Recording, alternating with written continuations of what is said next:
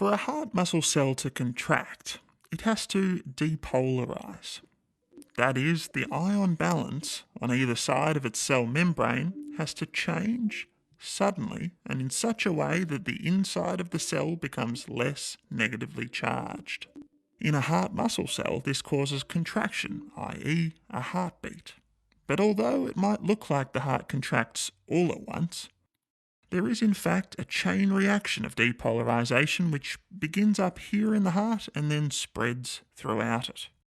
It's like when you get a little tingle in your nose which eventually provokes a sneeze. So when I say the heart depolarizes in a wave, what I mean is that the cells are spreading this chain reaction of depolarization through the heart like this. And for our purposes today, it's useful to think of this wave as analogous to the concept of current, electrical current, because it's essentially electrical energy, or more specifically, electrochemical energy that is moving in particular directions. Now, how about if I was to say we put a piece of metal here and another one here, then we can actually measure the current which is travelling between these 2 points.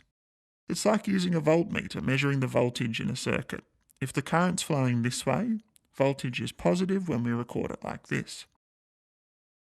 So if this electrochemical current was fluctuating in this circuit, going this way, then back this way again, our voltage measurement here would fluctuate too.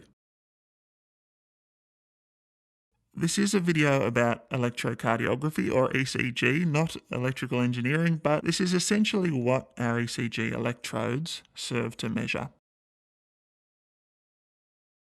These electrodes are made mostly from silver, which is an excellent conductor of electricity. And they're sensitive enough to pick up on voltage changes and the direction of current movement inside the heart. Now, when we place 2 electrodes at different points on the body, we are creating an imaginary circuit. This invisible connection that the body facilitates between these 2 electrodes we call a lead. And by convention, our first ECG lead has a negative pole here and a positive pole here. Also by convention, when a current heads toward the positive pole of a lead, it's registered as a positive deflection on the ECG tracing. Remembering that our heart's oriented here in the body like this, so if current was heading in this direction, the resulting ECG trace would look like this. This is a positive deflection. And the magnitude of this deflection is indicative of the amount of heart tissue that's depolarizing in that moment. So this arrow growing longer here is representing how much tissue is being depolarized in this direction. And that's represented like this on the ECG trace. So with that in mind, let's draw out the heart and appreciate how the current flows through it with each heartbeat. It starts off in an area called the sinoatrial node, which is located here in the right atrium, just near the entrance of the superior vena cava. The current spreads throughout the atrium evenly and overall in this direction toward the atrioventricular node.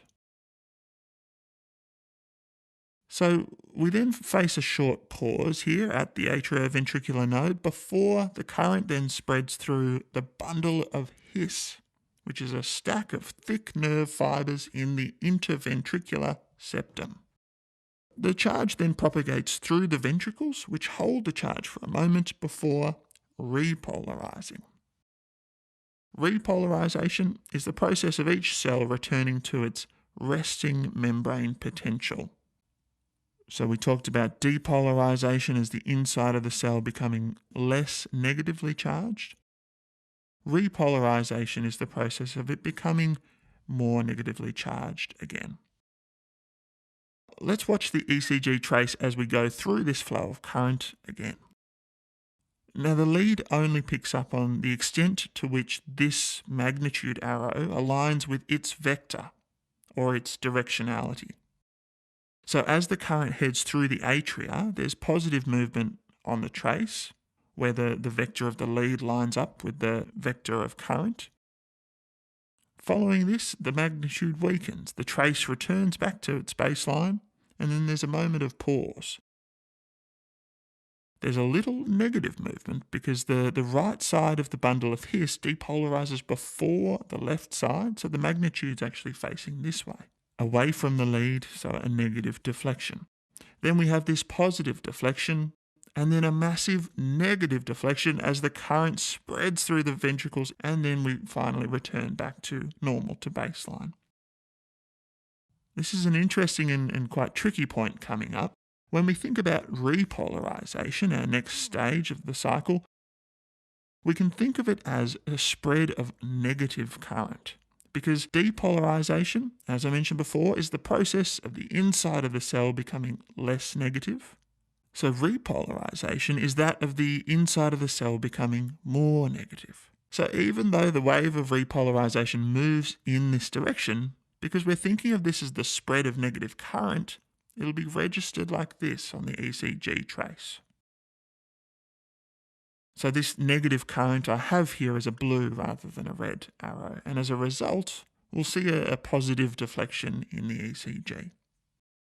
We call this part of the ECG trace the P wave, then the QRS complex, the ST segment, and the T wave. And that's how the trace is produced for lead 1 of our ECG.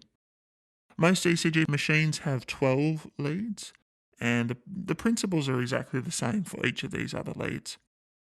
We'll now jump into a 3D depiction of the heart because that'll make more sense for describing the orientation of the remaining leads. So lead 2 goes from our right hand to our foot, and lead 3 from left hand to foot. And from these 3, we can then calculate where a relative midpoint is. It's a simple mass formula which I won't go into now, but that will provide us with a hypothetical central electrode. And we can then use that imaginary electrode as a basis to calculate further leads. We can determine the voltage between here and here, for example. Here and here, and then here and here. And these leads are called AVF, AVL, and AVR, which stands for augmented vector foot, augmented vector left, and augmented vector right. They are augmented by their use of this imaginary central electrode.